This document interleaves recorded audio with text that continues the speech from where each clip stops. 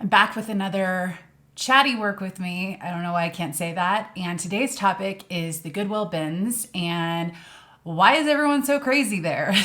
So I've got a timer here. I'm going to set it for 45 minutes so I can work, and then I'll have a 15-minute break at the end to talk about personal stuff. So 5, 4, 3, 2, 1, let's go. All right, so I do have a pile here of shipping. I don't think this is gonna be enough to work on in the 45 minutes, so I do have a bag that I can just start pre-packaging some stuff. I don't do that often, but it's easy for me to talk and lint roll. This is not my favorite thing to do, despite what it looks like on camera, since I'm always doing this on these Chatty work with me's or steaming, but you know, things have to be done. So let's see, hopefully I have everything here. I do have my coffee.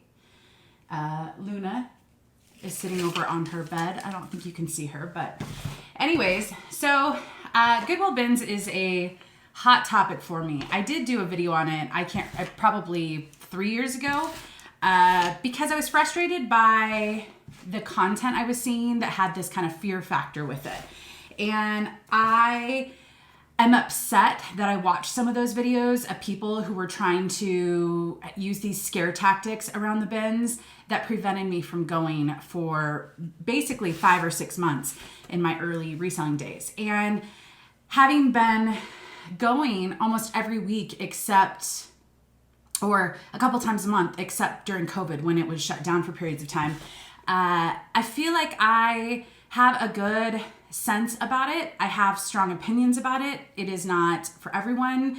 And it's not for me every day. Let me tell you, sometimes you just are not in the mood for the bins. But I do think that if you're watching videos where they're talking about these crazy things that have happened at the bins, it might prevent you from trying it on your own. And I also think trying it once is not good enough. Because I know my first time I was kind of in shock because it was so different from thrift stores and so different than anything I had experienced. And that shock didn't really make me productive in like finding good stuff. I was just so distracted by what is this place? And so I think it really took me a few times of realizing, oh, okay, this is how people do this, and this is what this means, and this is where you put your cart, or you don't put your cart there. And that's the other thing. I talk about the bins, and I will talk about the bins. Even in Southern California, the bins range so much in rules and just the concept, how it works. So just because I say something doesn't mean it applies at your local bins, but I do think the general overview of this is I hate that people use these scare tactics and prevent people from trying it. But I also think if you've tried it a few times and you still don't like it, it just might not be a great spot for you. And that's okay. But people at the bins can get pretty crazy. So I do have some notes and I will kind of talk about some of my experiences. But I'm assuming everyone watching this video knows what the bins is. If you don't, basically it's an outlet center for Goodwills. Goodwills are different nonprofits all over the country. They're run as different nonprofits all over the country. So the reason my Goodwills have coupons and yours don't is because it's just a different nonprofit. So again, they're all slightly different, but people are crazy because there is a sense of urgency of getting the best stuff for the cheapest prices. And so the Goodwill is an outlet. Basically, most of them, not all, have these big blue bins. Some are deep, some are kind of shallow. And it's just the workers will put a whole bunch of stuff in there. Some bins are hard goods, some bins are clothing. A lot of the ones in Southern California are clothing. But you can just dig through them and then you pay per pound. And it is really one of the best deals out there. Now, I've heard people say that they've gone to their bins, 10 times and they've never found anything good. I do experience bad days at the bins, and I have experienced that. So I don't think there is a guarantee any day you go, just like there's not a guarantee at thrift stores any day you go. But for the price, LA is pretty expensive for bins. Our pricing, I don't even know what it is. It's like it varies. There's some that are right around $2.30 per pound. We do not have in LA anything where you get a discount if you buy a certain number of pounds. I know some bins have that. And then there's one that's like $1. I don't even remember. Most of the Southern California bins range from like $1.80 to $2.30 per pound. There are parts of the country where they have just dollar per pound, or like I said, you can get a discount if you buy a certain quantity. But for the price, for me, usually when I leave the bins, I've got a variety of shoes, jackets, tank tops, shorts, jeans. I've got a variety of stuff, and it usually averages out about $2 to $2.10 per item on average for me. And so we don't have a dollar day in Los Angeles anymore. So really that is, except for maybe yard sales, which I don't have a lot of luck at, that's really kind of the cheapest sourcing option that I have found. And I think that you get that discount because it is work.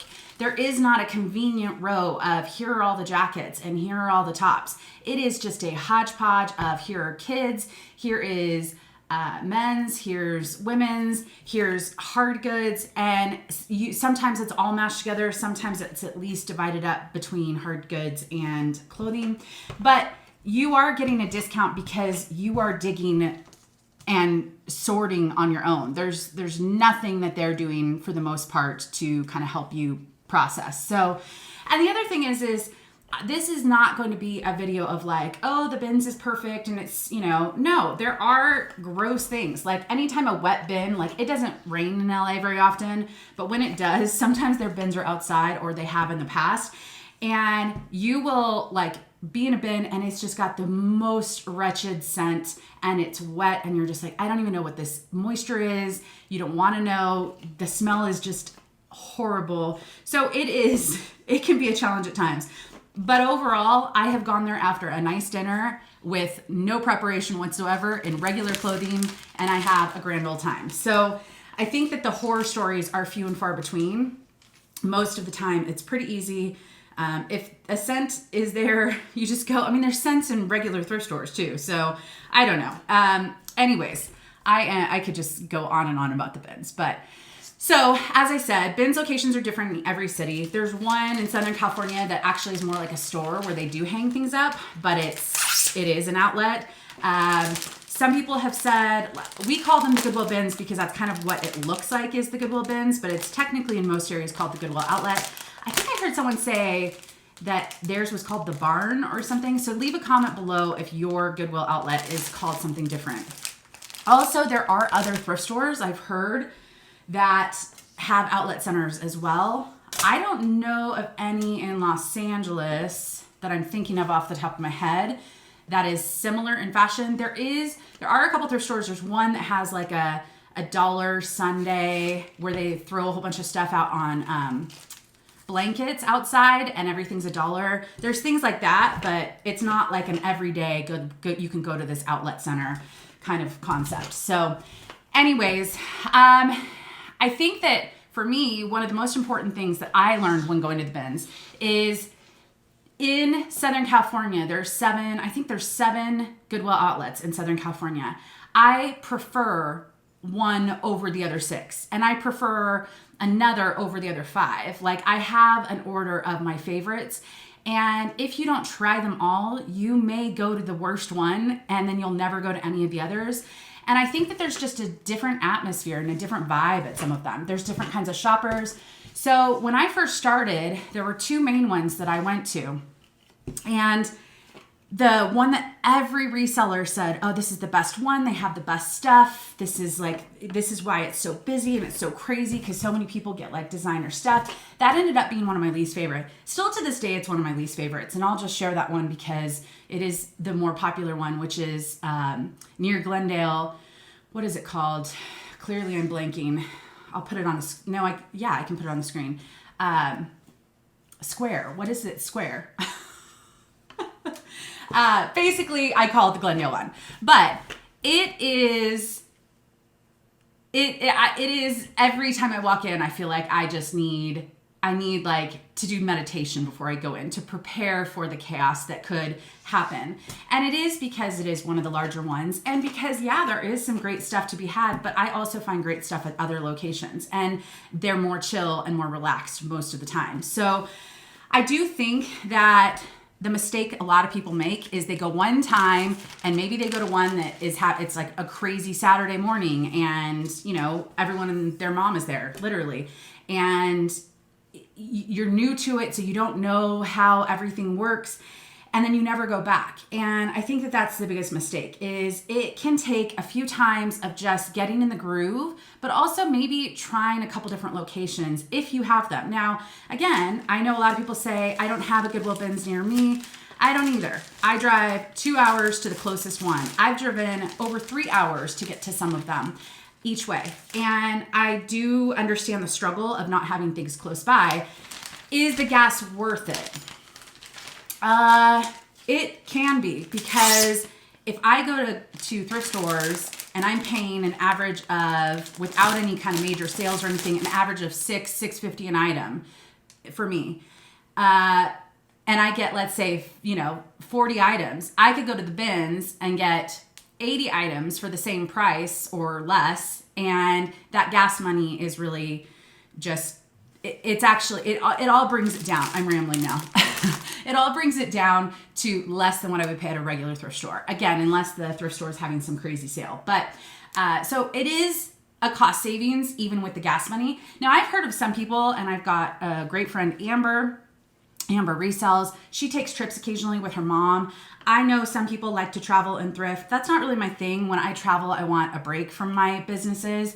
And so for me, that's just it's not appealing.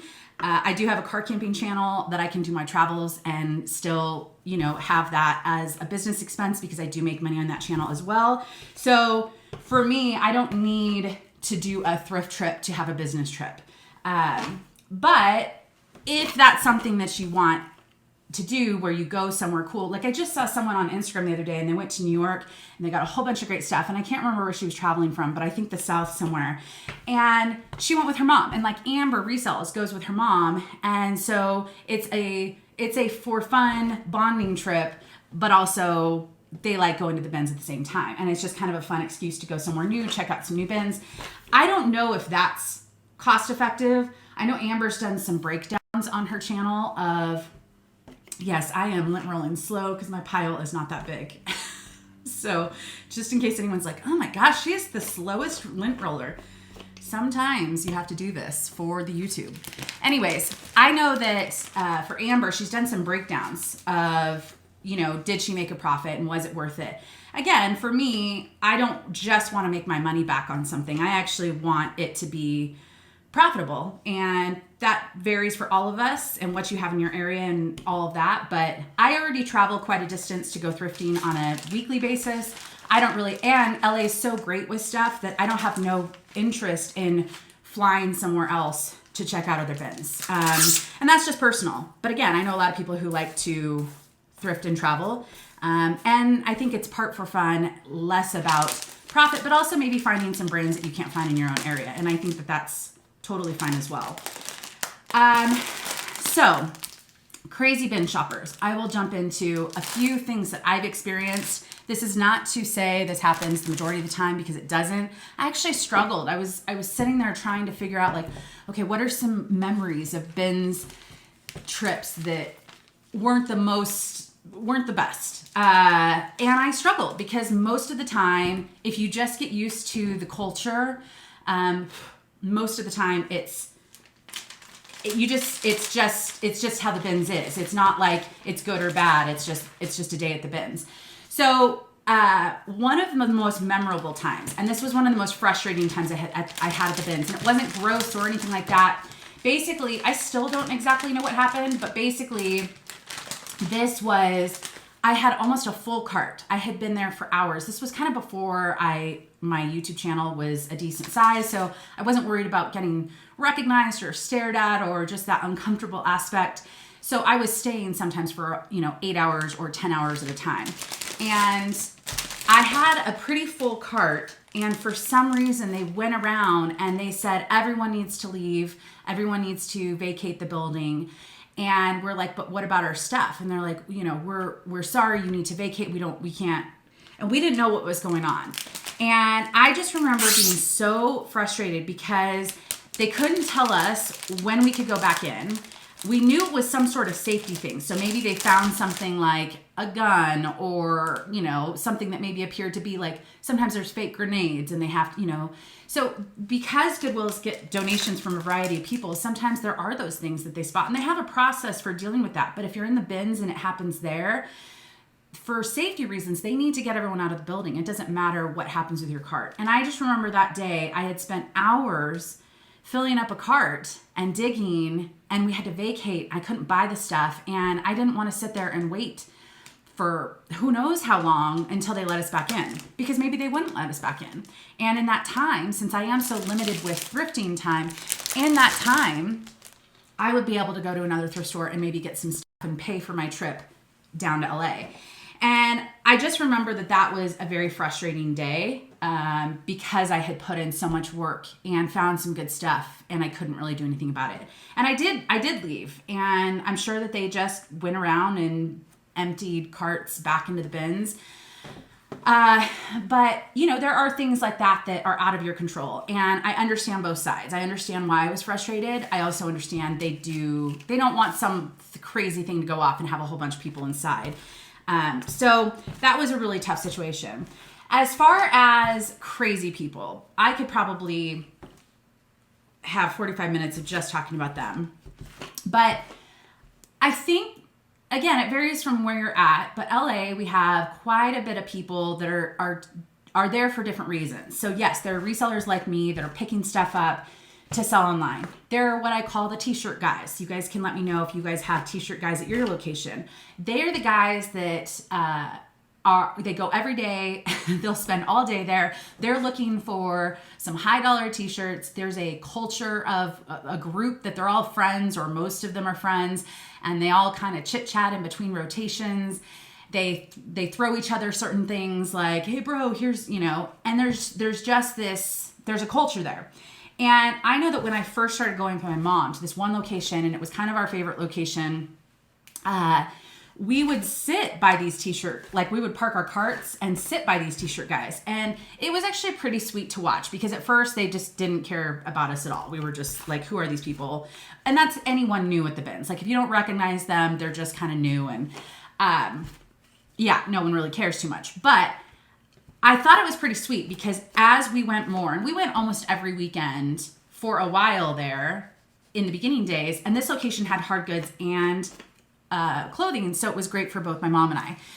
But at the time it did. These days it actually doesn't have hard goods anymore. But these guys were actually pretty nice. They would like sometimes offer a seat to my mom because at the time they were allowing us to sit in there, like if you found a chair in the bins, or you could bring your own chair at the time. Things have changed, but they were actually pretty sweet. And they would sometimes like, did you want this? And they'd like show me something, and I'd be like, yeah, that's great. So I do think the more you go, the more you become part of that. It's not even that you become part of their crew per se, but they recognize you, and they start recognizing what you're picking up, and they start to respect you for like, you're there to work. So the t-shirt guys have always been pretty interesting. Now, keep in mind, the t-shirt guys at one location ratted me out for filming one time. So they're not all nice. And I do think things have changed for me because of YouTube. But in the early days, when I really didn't have much of a YouTube channel or many subscribers, I could go there in peace, and it was just a normal shopping experience. And I don't know. The other thing that we have is we do have people who, I am assuming they're either swap meet people or they're taking things to Mexico. And because we're, you know, LA's only a few hours north of Mexico, the border. And so there are people that go every day, and these are the people that I would say are looking for those name brands like Adidas and Nike. They're looking for Levi's. They're looking for cowboy boots, Wranglers, like things that they know wherever they're sending them and selling them, they know that those are the brands that are wanted. And now, fortunately for me, those usually aren't the brands I'm going for. Like sneakers, they're picking up all the sneakers. So I would say that group was the hardest for me to get used to, because they can be quite pushy. And I'm not saying all of them, but some of them, because they go every day, because they want those name brands, those recognizable brands, they will get very pushy. And the one thing I've learned is stand your ground. Like, don't let them walk all over you. I mean, this is like life advice, but don't let them walk all over you. I'm not saying you have to be pushy right back and you have to do what they're doing. I don't think that's the right attitude, but I do think it's okay to stand your ground. And I remember one time, I mean, my mom, I don't know how tall you are. I think she's 5'7" now. She used to be 5'8". Anyways, she's not, like, I'm only 5'5", so I'm not, but some of these women are 5 feet. And they will get in there and they will be so pushy and they will grab all over you. And I really do think that they will recognize the weak spots. Like they will see if you are weak and you will let them do that, and they will go hard. And I don't even think it's really intentional. Again, I think they're there every day. They see other people do it. They know that if it's a good bin, they want to be fast, they want to get through things, and they don't care who's in their way. I would say that was hard, because it's like, you don't want to, some 50-year-old 5-foot woman, you don't want to be aggressive back, but you also don't want her to be aggressive to you. And I do think that, standing your ground means saying no, that's unacceptable, even if they don't even understand. Like, I won't budge. I will lean in if they're leaning into me. And it's not to be rude. It's not to try and agitate the situation. It's just trying to make a statement of, you are not going to push me. This is where I'm at. No. And I think that I definitely wasn't doing that the first few times I was there. The first few times, again, I was in shock. I was like, what is this place? What is going on? What is everyone doing with their carts? And how are people not stealing stuff? I'll get to that in a second. But that crowd still, if I don't go to a specific location for a while and there's someone new, I have to take a sip of coffee, my iced coffee. Usually I don't drink iced coffee out of a mug, but this one I have water, so whatever. Anyways, and I think that if you take the t-shirt guys, for example, they can be pretty aggressive too, but they're usually not aggressive physically towards women, at least in my experience. And you can have different experiences, and I would love to read your comments below of different experiences you've had. Again, there are some negatives or downsides, but I've seen some crazy things and crazy people in thrift stores too. So dollar days in LA used to be almost as crazy as the bins. People would just run in the store. This is before COVID. And they would just start pulling stuff, and they would be looking at the bottom of all the tags, and they'd just be throwing stuff at. It was wild. So again, if there's a good deal, there's going to bring out the crazies. And in my opinion, if you are new to the bins, my best suggestion is avoid the new rollouts. Now, there's a downside to that.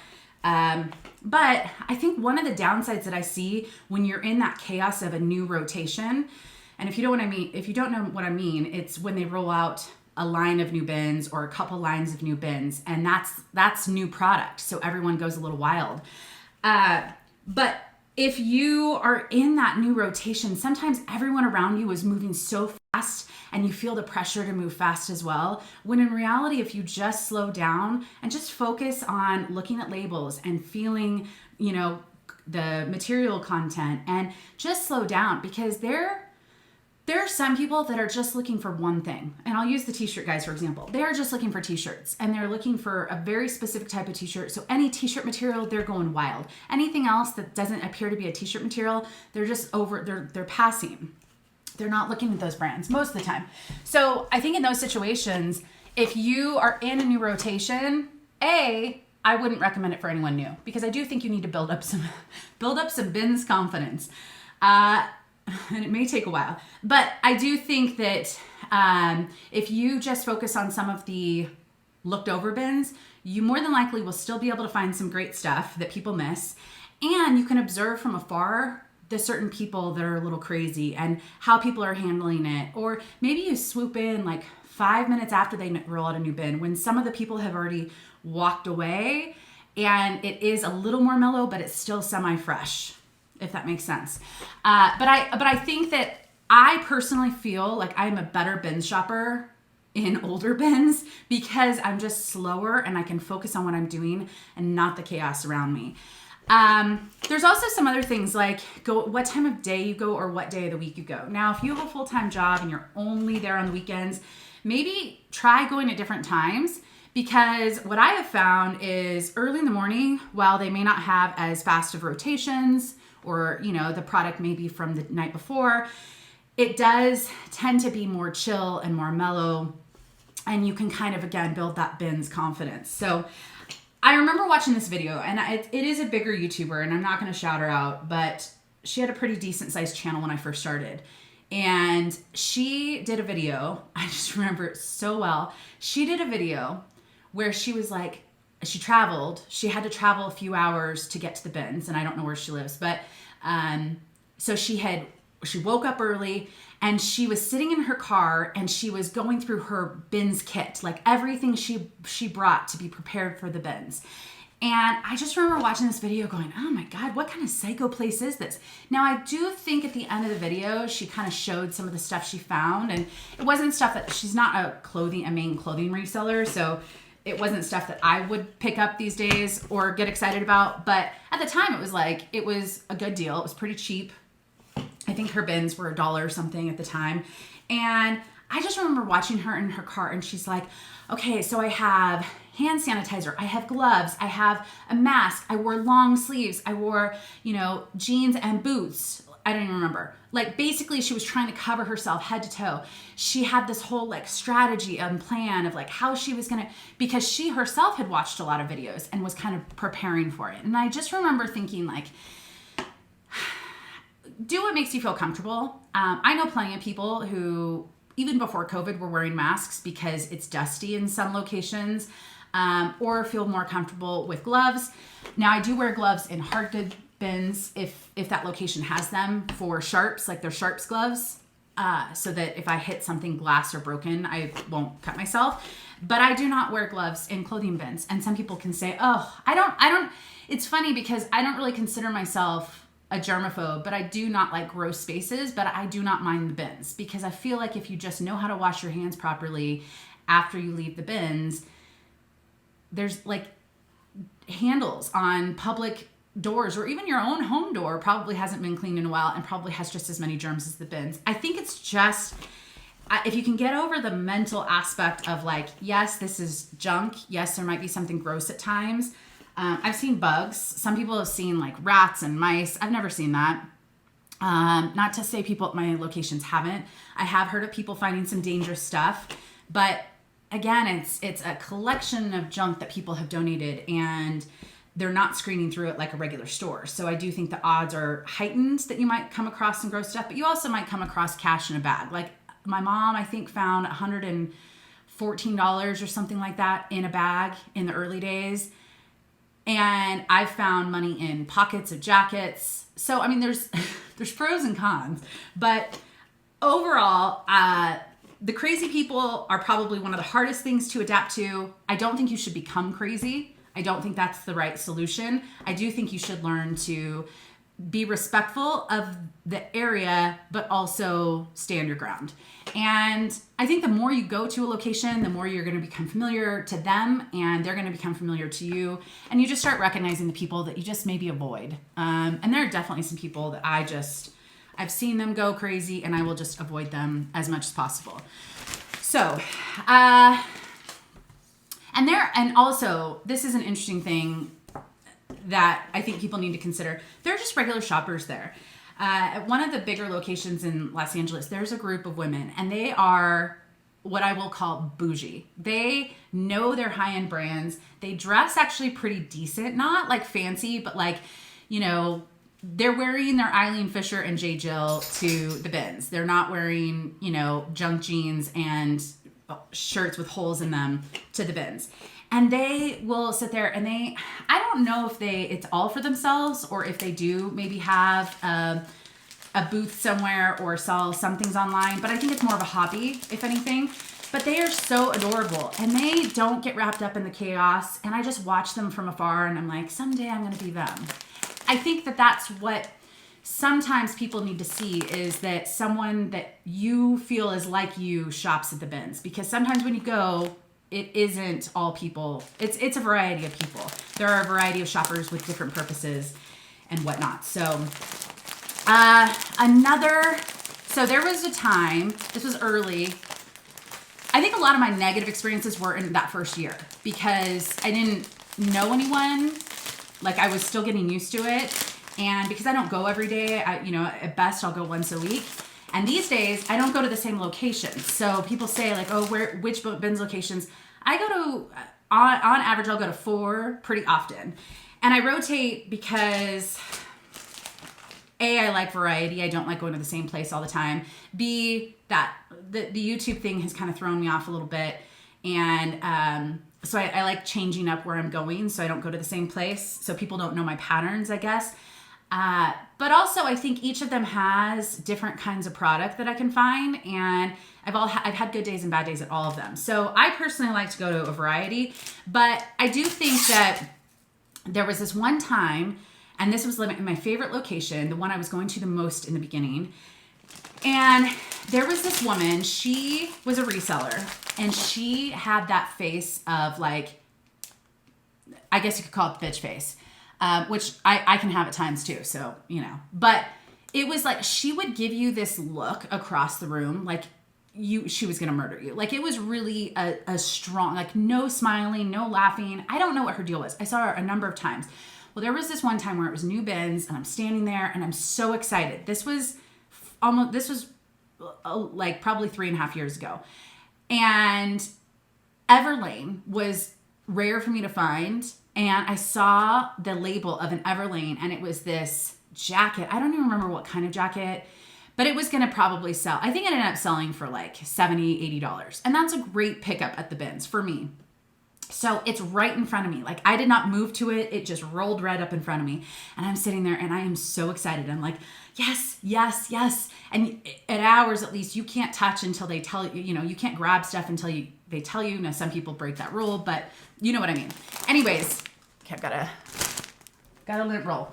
So she comes up to me and I'm just like this. I'm like a kid in a candy store that's about to open. I'm like, yes, I'm going to grab this Everlane. I'm so excited. And the people next to me, I could tell they were probably like, they were the people that were probably shopping for swap meets or to send to Mexico. So I felt like that wouldn't be something they would grab.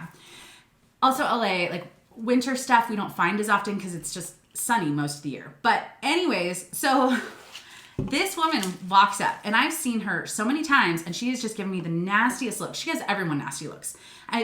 Yeah. And she's clearly a regular because she does know some people that are regulars, but she walks up, she gets right in, she gets pushy towards me. And she then, without a permission, she grabs it and she moves it towards her, like in front of her. And I am looking at her and I am just like, oh no, that is not for you. And seriously, I'm not a confrontational person, but I am direct when I need to be. And I said, absolutely not. I said, that is for me. That was right in front of me. You are not going to grab that. And it wasn't, she shouldn't have moved it in front of her because we weren't allowed to touch the product. Again, some people break those rules. But moral of the story, she did back down. I got my jacket. I sold it, like I said, for like $70 or $80. And I do think those are those moments where you're just like, you are just so enraged. Like, why does someone think they have that right? They don't. But it's also the bins. And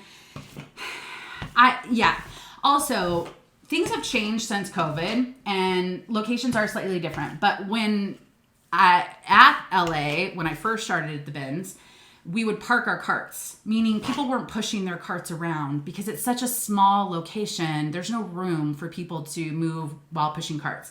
Now, things have changed, but, and we're kind of going back to parking carts, which I appreciate. The benefit of parking a cart is that you can leave your stuff.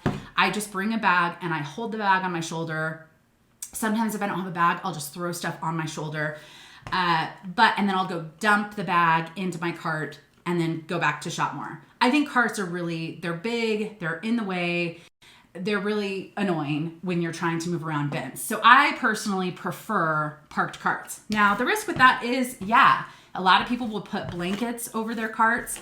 Like they'll find a sheet or a blanket and they'll lay that on top. And that's just supposed to, what's the opposite of incentivize?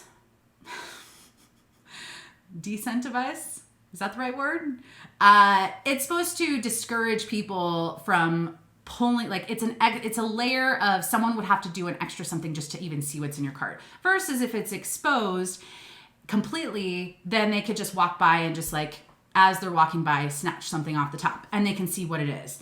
So I will say there have been a couple times where I found something so good, like, 100 plus, that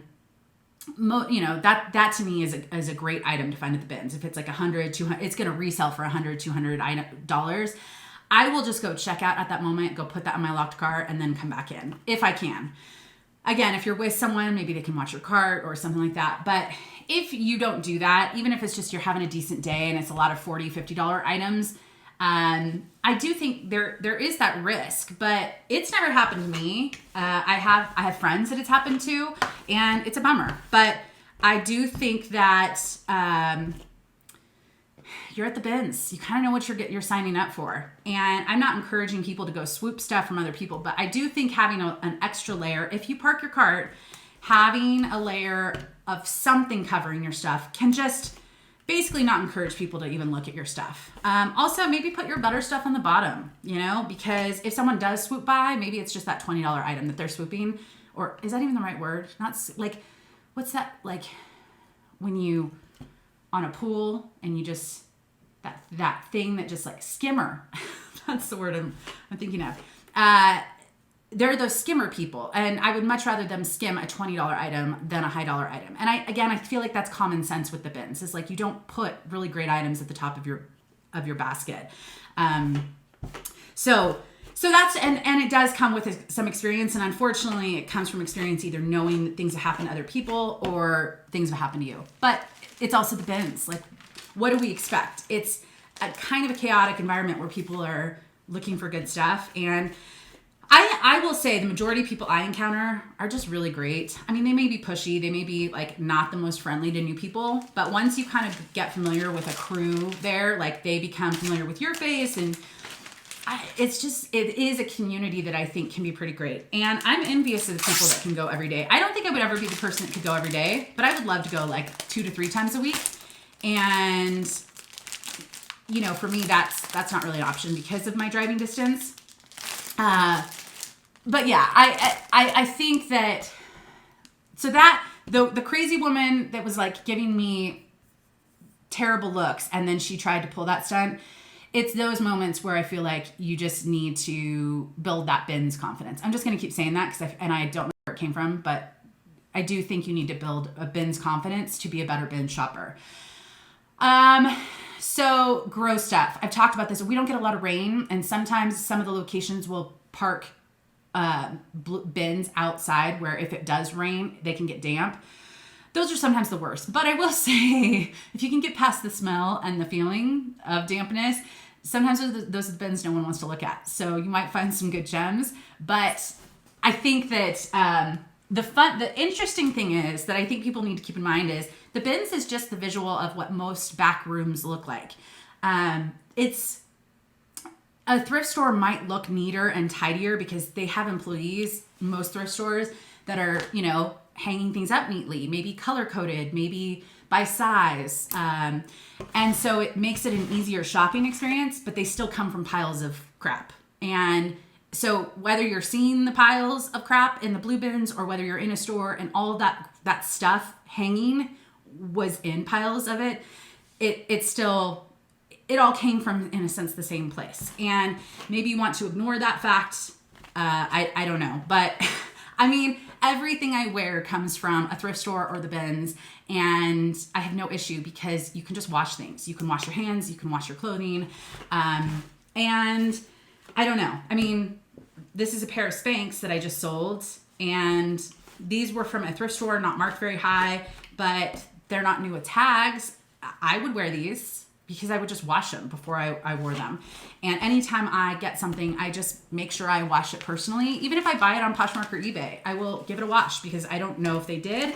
And it's just super simple to just throw it in my wash. So the grossness thing, if you want to go to the bins and you feel more comfortable with the gloves and, you know, the supply kit, feel free. I just think it doesn't need to be so extreme. And a lot of bin shoppers that go every day, they're just showing up after meeting up with a friend or after dinner or before dinner. Like I don't know. It just doesn't have to be so dramatic. And I guess that's the drama, is really to get clicks on YouTube. So if you do watch those videos with this dramatic story, just know they're doing that. Not to say it didn't happen. At least some of the times, I'm sure they're being truthful, but I also think they are trying to get clicks. And that's because that's what YouTube is. Who knows what my title or thumbnail on this was, but I'm sure I put, you know, something along the lines of crazy bin shoppers, because that's what people will click on. It's just a matter of finding the people who are giving a balanced story. They're not just telling you the extreme crazy stories, but they're also telling you that most days are pretty normal and pretty tame, so that you aren't scared, because it's not that scary of a place. Now, I have had plenty of people leave comments saying they have gone to the bins so many times and it's just never going to be their thing. And I respect that. I respect people who just figure out. I also have a friend who used to be an avid bin shopper, and she has since decided, she moved, and she has since decided that she's kind of changed her business model. And I think you can do that. You can kind of be a reseller however you want to be. Just because I go to the bins half of my shopping trips, if possible, to keep my costs down, that doesn't mean you have to. And I think that goes into like my concept around any influencer on Instagram or YouTube is, don't take what we say as a necessity. You have to do this. And anyone that says you have to do reselling a certain way, unfollow them, because it drives me nuts. Like, there are different ways to resell. There are different comfort zones. There are different locations with different choices and options. I remember there was a time where I saw someone talk about like an Anthropology discount store, and I was like, oh, I would be there all the time. At the time, this was like 3 years ago when Anthropology was still pretty popular. I just remember thinking like, oh man, we don't have that here. And it's a bummer when you don't have certain things by you, but at the same time, find what's near you that works for you. And the other day I was, I disagree with some of my reselling friends and some of their things. Like, one of my friends is very big into like, you should never decline offers. One of my favorite things in reselling is decline offers. I mean, there's nothing better, and half of them come back and offer more. And if that gives me gratitude and peace, and not even gratitude and peace, but joy, joy that someone who gives me some lowball offer, I can just decline them.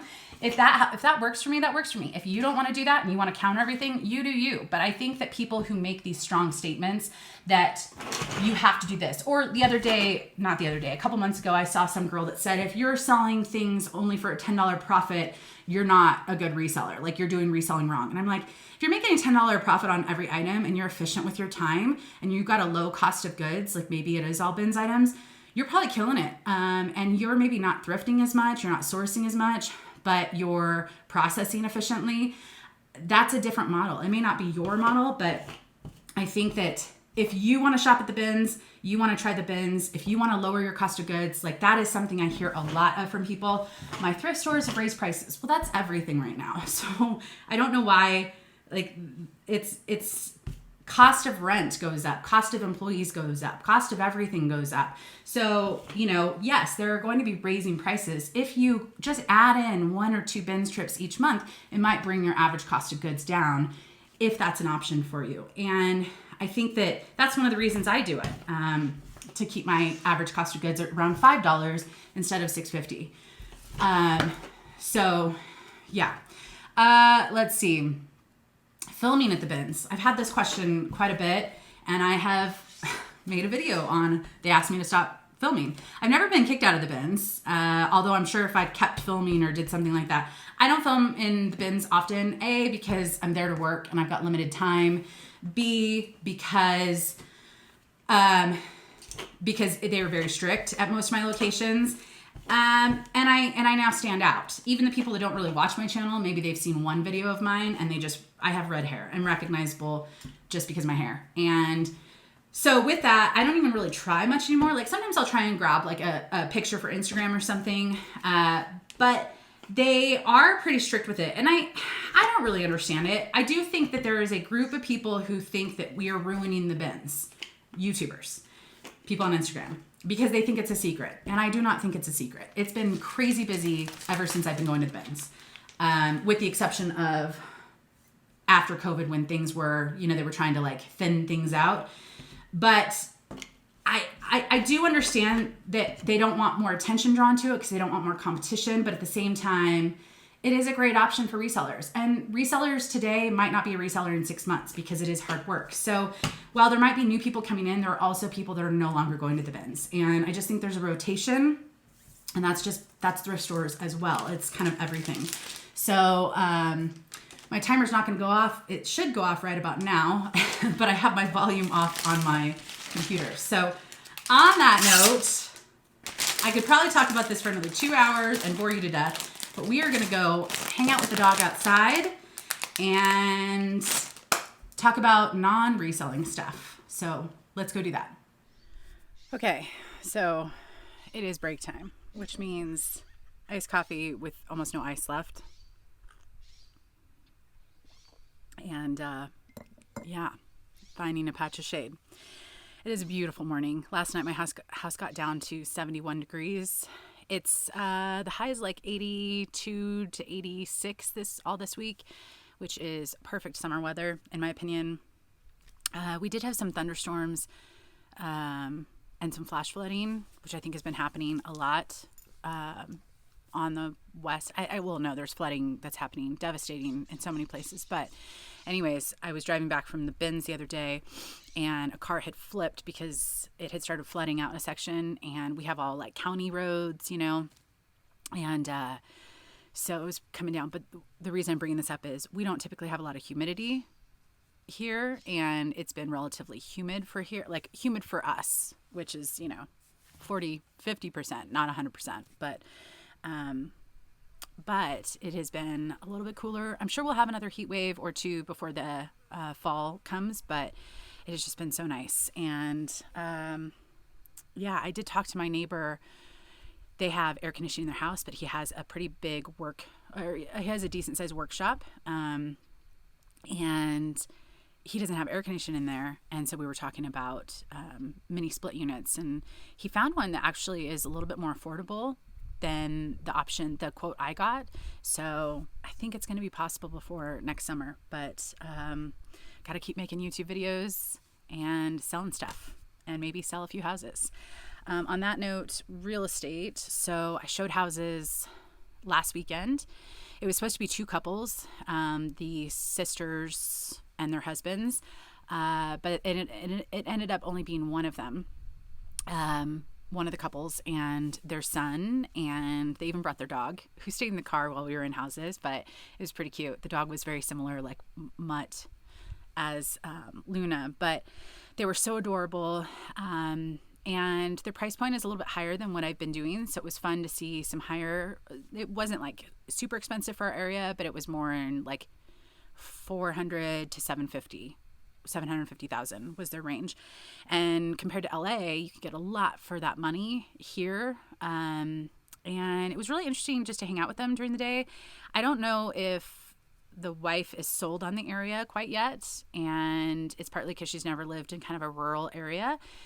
So, but we did see some good houses, and I think they have a better understanding of the area. And, one of these is going to work out. But I do actually have quite a few prospects in the pipeline.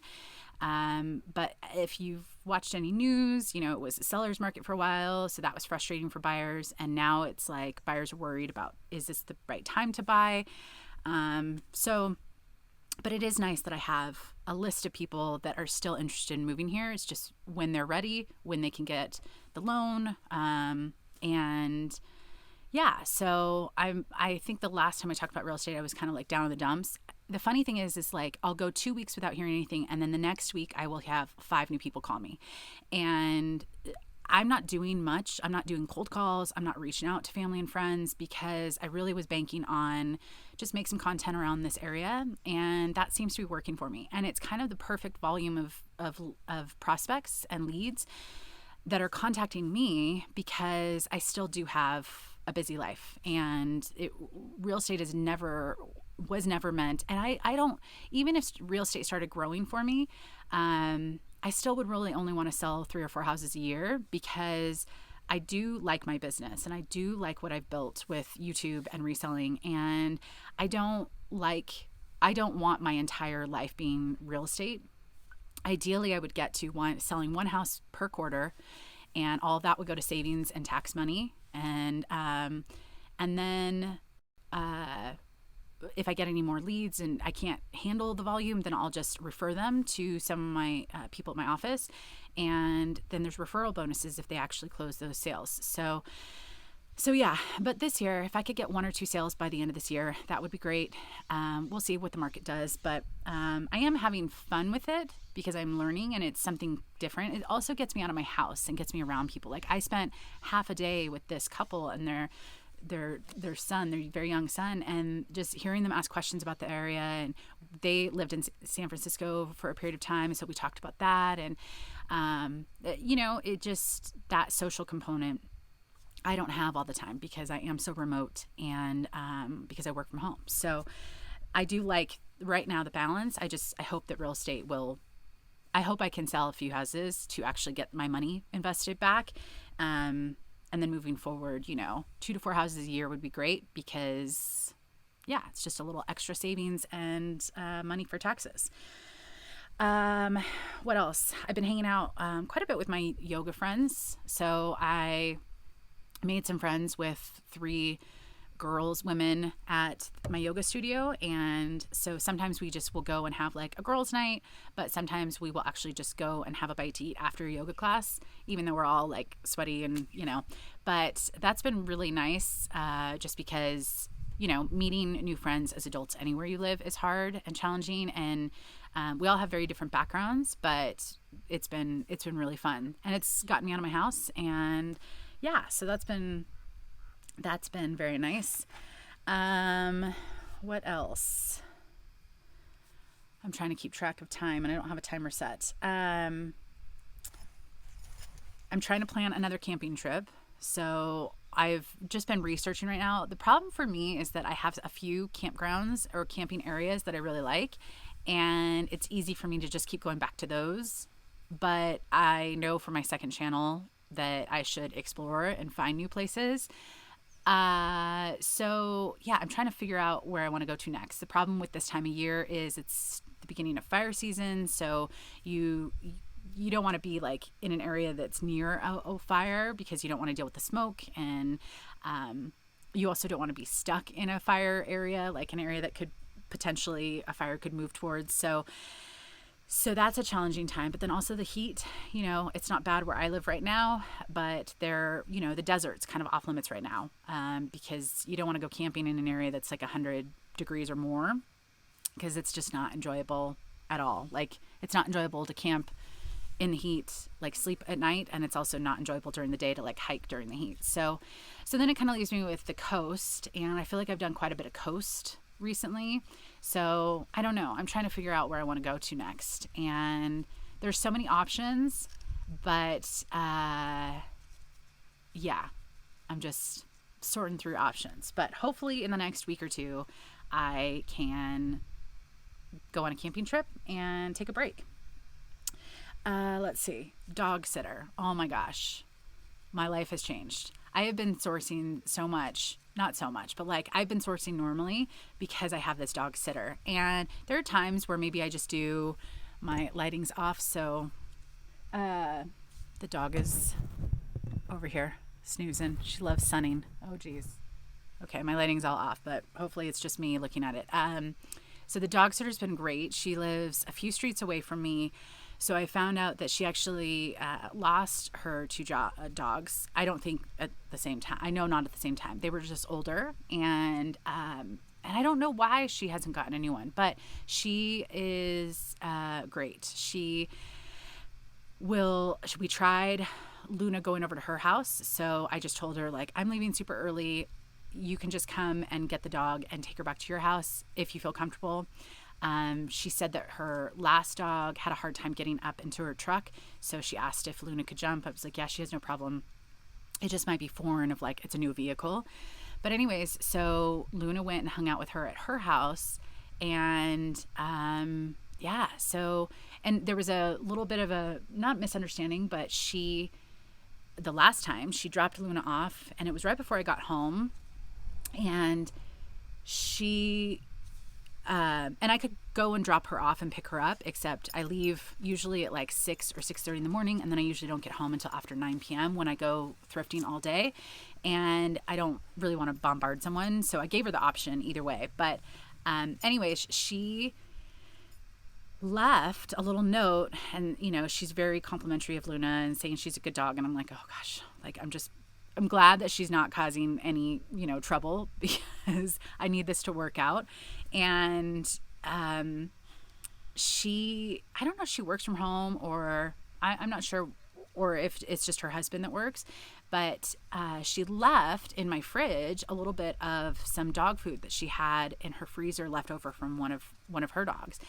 And she had asked in advance, does Luna have any like food allergies? I said, no, I'll leave some snacks. I don't really want to put anyone out. I don't want anyone to feel obligated that they have to give treats to my dog that they pay for, So I leave a bag of treats so that she has something to give her. But she left this dog food, and it was like a farmer's dog or something like that, and she left a note and said Luna had some of this today and she really liked it, so I decided to leave some more. And I thought that was very nice of her, and she did already tell me she had some left over from her dog, so I'm thinking like, she's probably sitting there looking at it in her freezer. But anyways, I feel bad, because it's like I'm paying you to watch the dog, and I don't want you to feel like you need to do anything more than that, because all I hope for is that Luna just doesn't sit in my house all day and just has a little bit of company. And so anyways, I didn't text her because it was late at night. I didn't text her back to say, oh, that was really sweet of you. And then the next day I didn't send her a message. But she sent me a message a few days later and was like, maybe I crossed a line with the food, and if I did, I'm really sorry. I just, and so then I felt bad, because she's like feeling bad for days.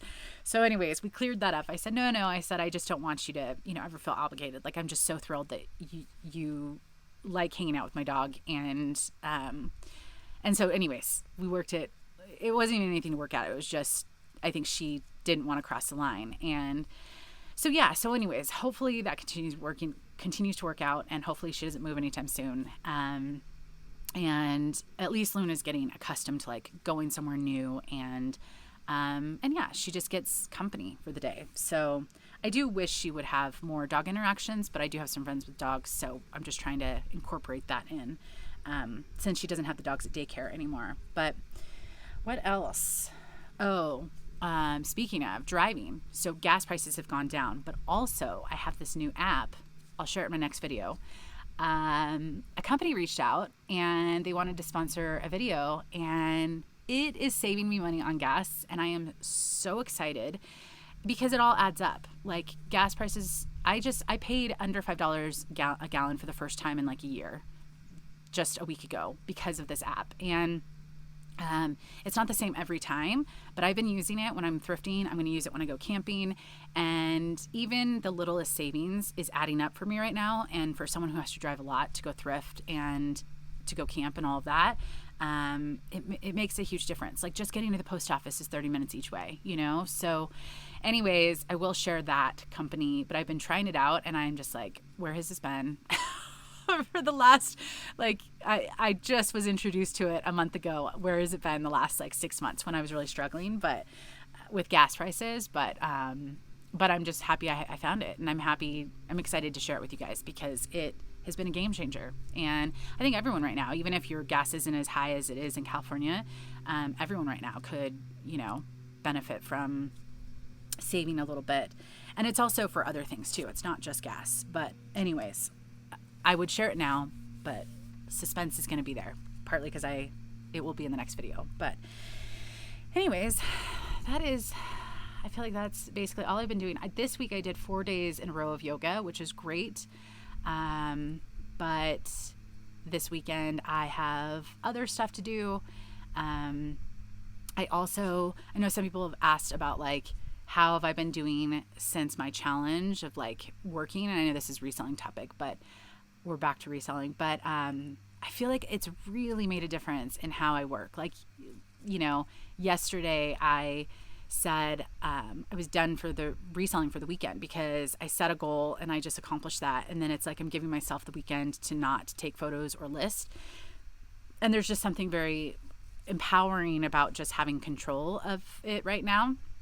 I did do a little shipping just so I could film, and that's Monday shipping anyways. But yeah, I feel like my life is coming together, is getting in order. And while sales have not been great for me, I know that when sales pick up, I've got more inventory. Like I'm trying to get to 1,500 active listings by the end of this month. I'm at 1,450 right now.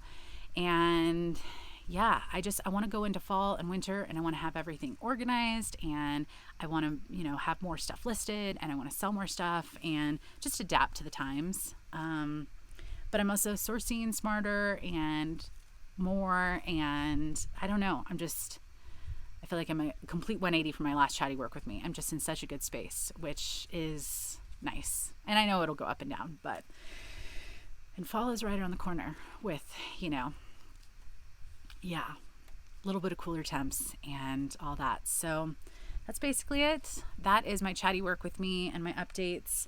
I will be back with another Chatty work with me soon. Stay tuned for the next video. The next video is going to be, it might be my best haul this year. And it's also the first time I ever spent $500 at one thrift store, which is kind of crazy. But I'm excited to share that one. And I will share the app on that video as well. So that's it. I'll see you in the next video. Hope everyone's having a good day. Bye.